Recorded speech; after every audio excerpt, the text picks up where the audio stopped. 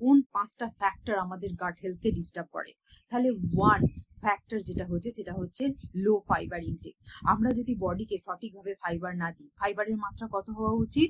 25 to 35 gram fibre আমাদের বডিকে daily বেসিসে দিতে হবে।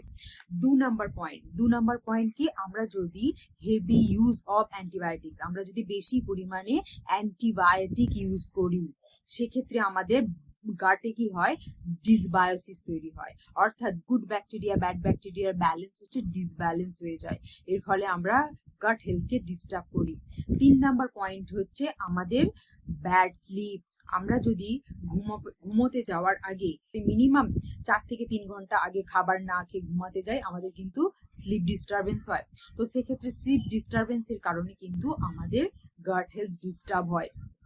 4 নাম্বার যেটা পয়েন্ট হচ্ছে সেটা হচ্ছে আমাদের proton pump inhibitor. Proton pump inhibitor কি? এটা হচ্ছে গ্যাসের ওষুধ, যেটা আমরা দীর্ঘদিন যদি আমরা গ্যাসের ওষুধ খেতে থাকি তাহলে কি হবে? সেটা আমাদের গাটে ইনফ্লামেশন তৈরি করে, আমাদের ডাইজেস্টিভ সিস্টেমে কি হয়? ইনফ্লামেশন তৈরি হয়। এবং ইনফ্লামেশন কি? ইনফ্লামেশন হচ্ছে কোনো জায়গায় যখন আমাদের বডির কোনো পার্ট যখন আঘাতপ্রাপ্ত হয়, এবং আঘাতপ্রাপ্ত হওয়ার কারণে সেই জায়গাতে একটা রেডনেস তৈরি হয়, মানে সেই জায়গাটাকে রিপেয়ার করার জন্য সেখানে আমাদের বডিতে অ্যান্টিবডি তৈরি হয়, এবং সেই অ্যান্টিবডি কি করে? এই আঘাতটাকে কিন্তু সারানোর জন্য কন্টিনিউয়াস ওখানে কাজ চলতে থাকে, এবং ওই আঘাতটা সারে না, আমরা হচ্ছে তার উপরে আবার তাকে আঘাত দিই। এর ফলে কি হয়? ইনফ্লামেশন তৈরি হয়, এবং ইনফ্লামেশন কি করে? আমাদের গাট হেলথকে ডিস্টার্ব করে। 5 নাম্বার পয়েন্ট যেটা হচ্ছে খুব ইম্পর্টেন্ট, স্ট্রেস।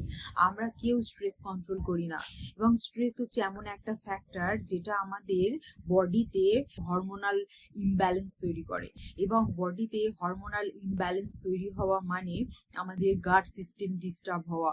এই 5টা ফ্যাক্টরকে কি করতে হবে? আমাদের সবসময় মাথায় রাখতে হবে, এবং এগুলোর কারেকশনের মাধ্যমে কিন্তু আমরা হেলদি লাইফস্টাইল ফলো করতে পারবো।